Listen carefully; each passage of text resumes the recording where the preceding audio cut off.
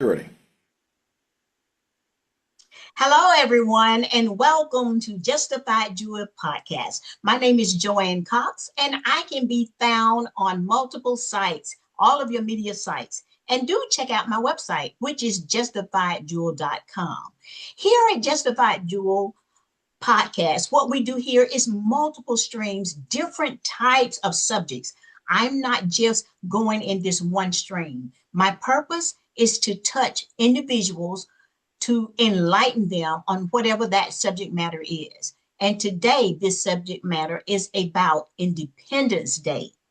And with that being said, I would like to introduce to you our wonderful guest for today, which is none other than Bryant Winters.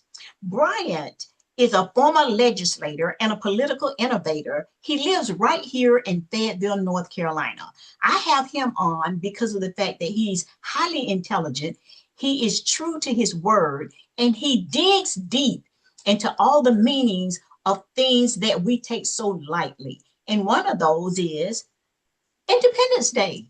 The average person simply wants to get off work, and it's just another holiday for them. And others want to be with family and they want to have the barbecues, they want to do the flag thing, and they're doing all of this, but it has no depth, it has no meaning. So from now on, I will be doing every holiday and things in between that, just so you, as viewers, become more into what is going on around you and why do we do the things we do. Before I let Bryant actually start to dig deep into all of these things, I am going to tell you some of the things that the average person would know about Independence Day, which we know as the 4th of July. It's a federal holiday right here in the United States, which commemorates the adoption of the Declaration of Independence, July 4th, 1776, establishing the United States of America. By doing this, the delegates to the Second Continental Congress declared that 13 colonies were no longer subject and subordinate, and the monarch of Britain, King George III, and, and was united free of independent states. The Congress voted to approve Independence Day by Lee resolution on July 2nd and adopted the Declaration of Independence 2 days later, which then fell on July 4th. That is just the tip of what most people know and maybe glance and put on the surface in your high school or your universities. But what I want to hear right now is Bryant. Bryant, come on and just let us know some history. What is Independence Day? Well, you kind of hit it there, Joanne. Thank you for inviting me today. Yes. Yeah. So you said there was, the 13 colonies got together and declared our independence. One of the interesting facts that I learned in recent years is that there were more than 13 colonies, that British colonies, right? Canada was a colony. Florida, West Florida, those were also British colonies that they'd won in the Seven Years' War recently.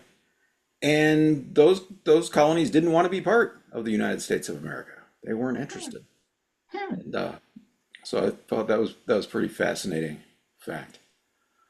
But yeah, so we had our revolution 250 years ago. We're celebrating our birthday this year. 250 Yes. years is a long time, huh? Yeah. And when we think about it, as you said, you brought up those things. What a lot of people don't think, and with all of the different colonies, they don't realize that there are people back here all over the world that celebrates the 4th of July. And we don't even think about them when we're talking about that. But just to let you know, the Philippines celebrate July 4th as its Republic Day to commemorate the day 1946 when it ceased to be United States territory. And the United States officially recognized the Philippine independence. So July 4th was intentionally chosen by the United States because it corresponds to its Independence Day. That's just another thing that, okay, what are people doing outside? And what is it that we hear, Brian, when we say, well, what actually happened? How did they make this happen? Uh, was there war? Was there peace? Were people sitting down at a table just saying, hmm, let's just see what we can do? Dive Well, into that. all sorts of things. But people were upset. Some people were frustrated with being part of the British Empire. They were looking for something different. Earlier in 1776, Thomas Paine had written his famous pamphlet *Common Sense* Hmm. and raised questions about, does it really make sense for this tiny little island over there in Europe that they should rule over this whole continent over here? But America was just at a time where we were ready to change the way that we did things. And it was a revolutionary time. And so we threw off the yoke of the British Empire and declared independence and started our own country, the United States of America. And Joanne, And we go ahead. I was gonna say we go through this about every 4 generations, about every 80 years, where we as a nation we go through a revolution. We change the way that we do things, and we did it about 80 years later with the Civil War and Reconstruction, and we established a government that was more representative of the people than it had been before. And then about 80 years after that, we went through the New Deal, and we restructured the government in a way that better served the people of the United States. And so 4 generations, we're at that cyclical point again. We've had gone around the sun enough times that it's time to roll back the way that we do things here in the United States and reset and find a new way forward, a new vision of what we could accomplish by working together here in the United States. So, and you and you said the word reset. I like that because we get to a point where in order to grow, there must be change. And when we see how the people in all of the different areas that we communicate with, different countries, we realize that we're missing some things or there's some things that could definitely be better. Now, in that reset, what was it like then to just say, what is it that we need? What is it that they were looking for to reset? they were looking to, I guess I'd say, reestablish the relationship between the United States and Great Britain. And I've read a lot about American history, and found a lot of inspiration in there, and in the way the Constitution was written, the way that the framers came together in Philadelphia, and although it was a bunch of white guys, it wasn't the most diverse group, but they represented different points of view, and they all compromised in order to produce the Constitution to do the best that they could for the United States. But as inspirational as America's independence is, a few years ago I started reading about Gandhi and Indian Independence Day. And, Okay. and to a certain extent, it's sort of like a sequel to the American Revolution, because instead of fighting King George III, Gandhi was fighting King George V. And instead of the violent revolution that George Washington was leading, Gandhi staged a nonviolent revolution. And so when he succeeded, he was the founder of his country, of India. The British left, but the British left as friends. When George Washington drove the British out of the United States, they were pretty angry about it. And within a few decades, we were back at war. Mm. Whereas India and Great Britain have stayed friends for decades and decades and decades.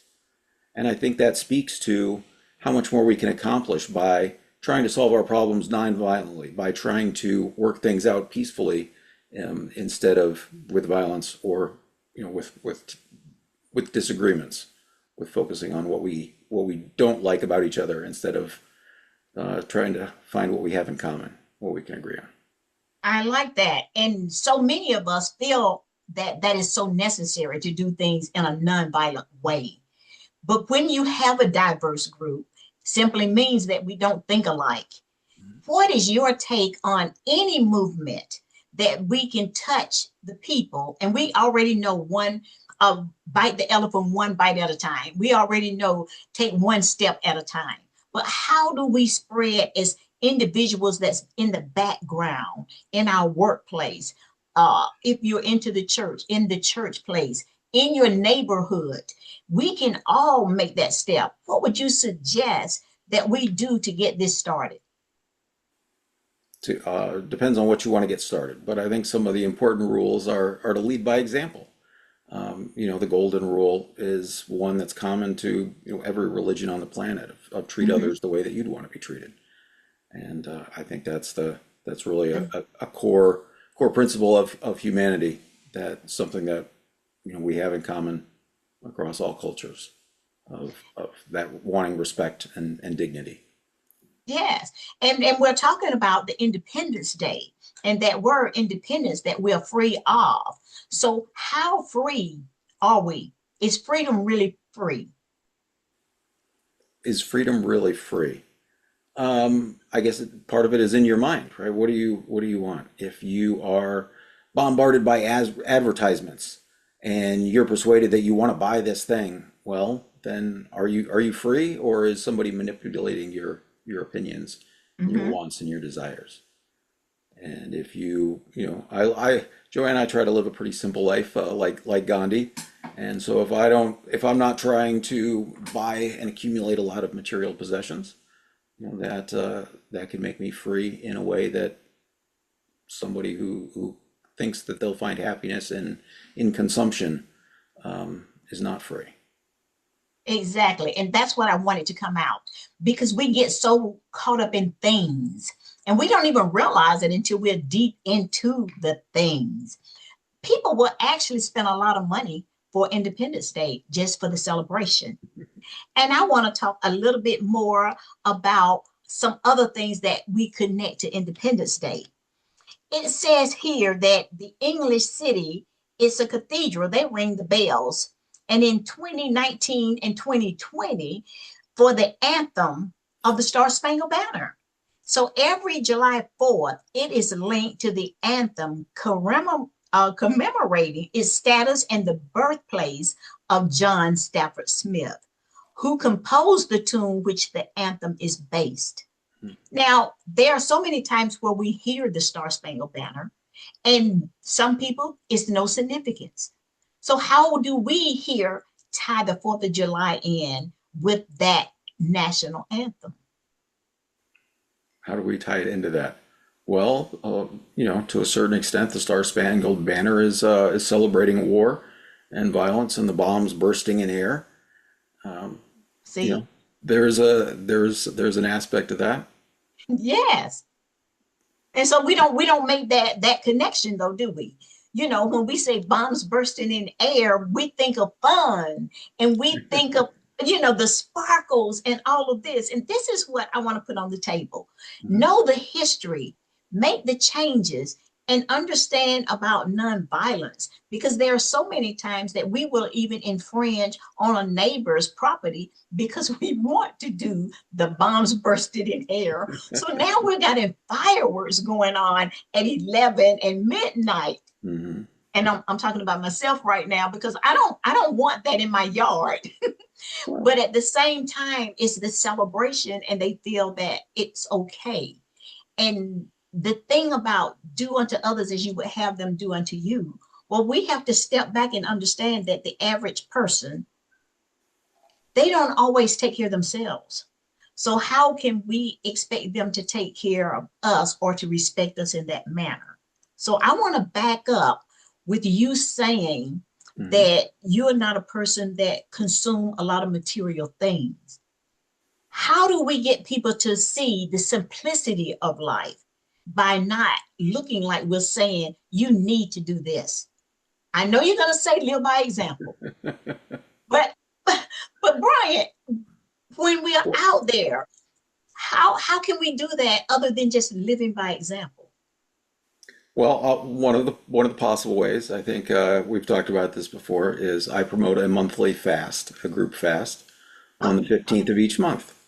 And this comes from an example that Gandhi said on his Independence Day, August 15th, 1947. And he challenged the people to observe a fast on that day. And so for each month on the 15th, that's what I do with others around the country. And and so fasting is simple. You don't consume anything. No food. You just drink water for a 24-hour period, and which takes an intention. It's not hard so much as it is you got to get your mind focused on it. And for that 24 hours, that is the earth revolving one time. A revolution Mhm. takes place. And at the end of that 24 hours, after you have put an intention into your life for 24 hours, Mhm. it's up to you. You can be a different person. You can change who you are. You can come at things from it with a new perspective. You have an opportunity to reinvent, to sort of have a revolution of yourself. I And love that. I love yeah, it. Yeah, because I mean, the whole thing is we as a people can do anything. We first have to have that decision. I'm going to decide what is my intention behind what I'm doing. And when that is relevant enough to the individual, they will do it. Understanding what you just said, when I do this cleansing, I am now in a different state. My body is going through something, but so is my mind. mhm, With my mind being clearer, now I have different perspectives. And then I look forward to doing this next month. I can do that, Brian. And I would like to say to the viewers, try this. I'm going to do this, but I won't do it on May 15th because that's my birthday and I do want mhm. to. So I want to have that exception to the rule. Hmm. But a lot of people fast and they usually do it like the first of the year.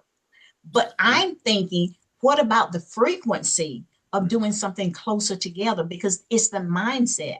I believe, in my opinion, to do this fast every month would give so much clarity and the change of our personalities and perception that that would be a big change in the community. And when we reach out to the community, then we can spread to the entire city of Fayetteville and then to North Carolina. And then as we travel, because we have a tendency to know people somewhere else, and they can put this into their pattern.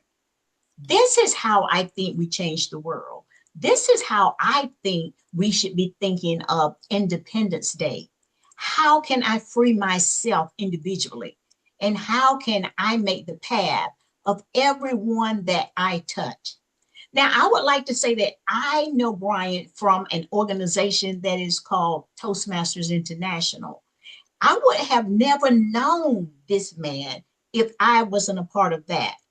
That is one stepping stone of meeting someone that has the principles that I believe in and the ones that I want to indoctrinate into my life.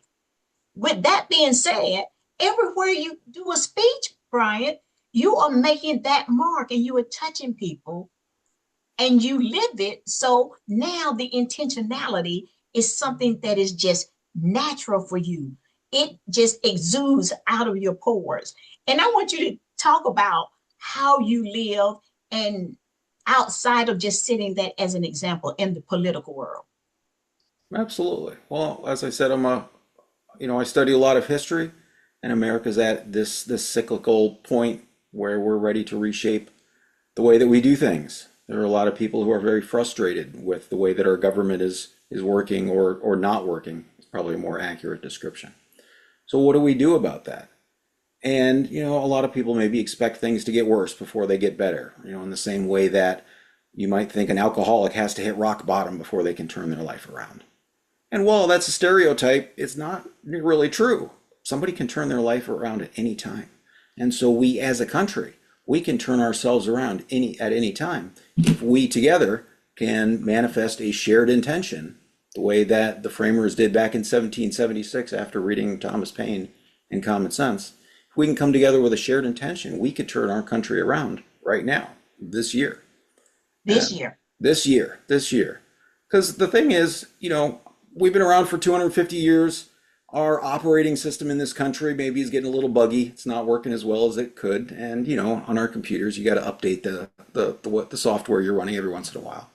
And our country runs on millions of lines of the US code. And we can upgrade that code. Congress can do it at any time. They can upgrade the code that runs our country, and we can upgrade the way that our nation works. We can build an America for the 100%. And so for the last 8 months, Joanne, I've been working on developing a legislative package that will upgrade the United States Code and deliver a better social contract for all of us. And so in And 2020, go ahead. And we want to hear about that. But guess what? I'm glad you went through that so that we can segue to say this is the end of our podcast for today, which means you have to follow Bryant to find out about that more information. But you can follow Bryant on social media at Populist Guru and learn more about his 2026 campaign, stretching across all 435 congressional districts at votewithbryant.com. Again, at votewithbryant.com. He will be back again. So do follow us and tell your friends that you learned something today that was more than about a cookout. This is about Independence Day that we know as 4th of July. So until then, this is Joanne Cox with Justified Jewel Podcast. Thank you, Brian. Thank you, Joanne.